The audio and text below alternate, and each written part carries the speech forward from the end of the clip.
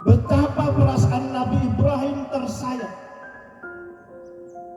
ketika dia harus meninggalkan anak dan istrinya yang masih kecil, anaknya Ismail, di sebuah lembah yang bernama Bakkah.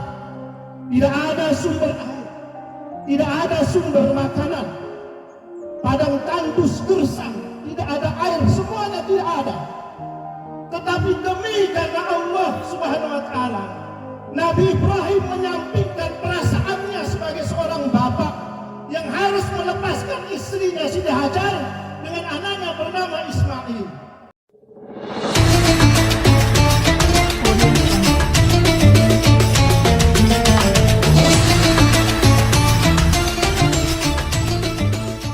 Catat di dalam Al-Quran, di dalam kitab suci, yang semua kita adalah berpedoman kepadanya. Mengapa? Tidak lain tujuannya karena agar kita mengambil pelajaran dari sejarah itu. Orang zalim seperti Fir'aun, maka Allah akan memusnahkannya dengan sesuatu yang tidak disangka. Orang kaya seperti Qarun, dengan kesombongannya dia membanggakan segala macam kekayaannya, maka Allah kemudian menenggelam kekayaan itu.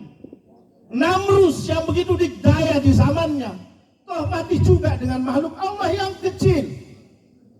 Mereka adalah contoh-contoh yang disebutkan di dalam Al-Quran. Ini adalah pelajaran dalam hidup kita. Jangan sampai sejarah itu kita ulang. Wal tanzur nafsum ma qaddamat lihat. Orang cerdas itu adalah orang yang senantiasa menyiapkan masa yang akan datang dengan melihat masa lalu. Sejarah bukan untuk dilupakan, tetapi sejarah untuk diulang ketika sejarah itu adalah sejarah yang berhikmah dalam kehidupan kita. Contoh paling dekat dalam perayaan Hari Raya Kurban adalah sejarah kehidupan Nabi Ibrahim. Nabi Ibrahim Khalilullah. Allahu Akbar, Allahu Akbar, Allahu Akbar, walillahil hamd. Banyak contoh keluarga yang disebutkan di dalam Al-Quran. Tetapi ketika kita membaca sejarah Nabi Ibrahim, inilah potret keluarga yang ideal dalam Islam.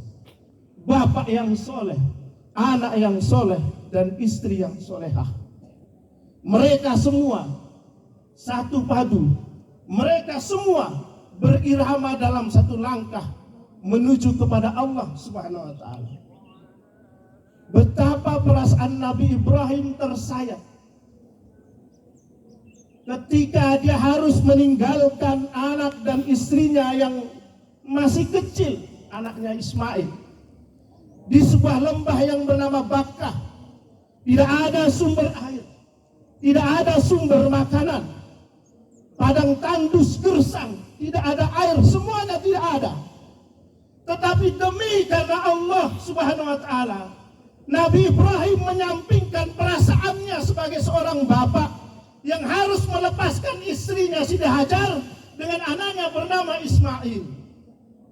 Ketika Nabi Ibrahim akan meninggalkan kedua, satu istrinya dan satu anaknya Siti Hajar,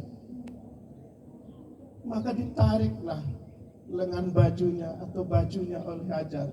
Ibrahim, kenapa kamu tinggalkan kami di sini? Adalah wajar seorang istri ketika anaknya masih menyusu, ketika anaknya masih digendong, masih bayi merah, harus diletakkan di sebuah padang pasir yang tidak ada sumber air dan makanan.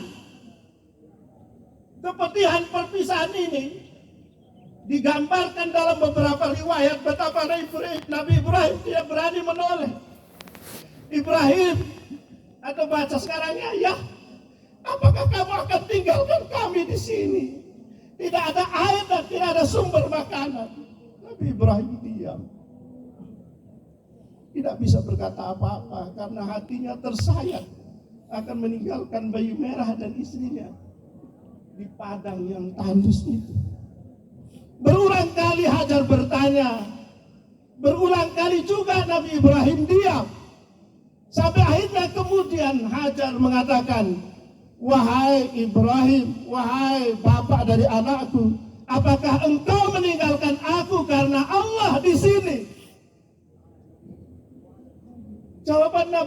Ibrahim sangat singkat, "Na'am." Iya. Iya. Tapi apa kata istri solehah ini dengan mantap? Dia tidak bilang, "Tinggalkan aku uang, tinggalkan aku ATM, tinggalkan aku berangkas uang yang bisa aku buka untuk aku beli makanan."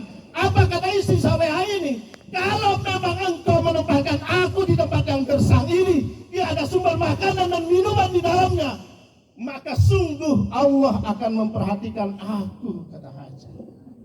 Barulah Nabi Ibrahim meninggalkan Siti Hajar dan Ismail.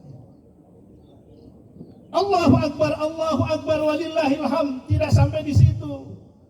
Falamma balagha ma'ahu sa'ya qala ya bunayya inni ara fil manam inni asbahuka fanzur madza tara. Qala ya abatib al ma tu'mar satajiduni insyaallahu minas sabirin.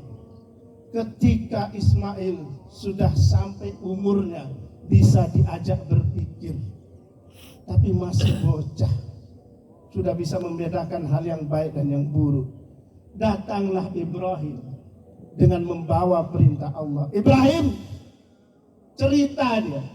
Ini contoh pendidikan seorang ayah kepada anaknya.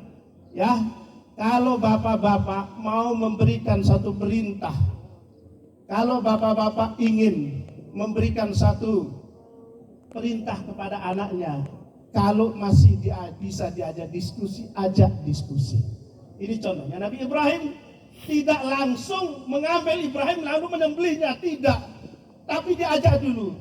Apa kata Ibrahim? Di dalam Al-Quran disebutkan, "Ya bunayya inni ara fil manam inni azbahuka ma anzur madza tara." Wahai anakku, aku melihat dalam mimpiku. Artinya Nabi Ibrahim itu menceritakan wahyu dari Allah. Aku melihat dalam mimpiku bahwa aku memotongmu.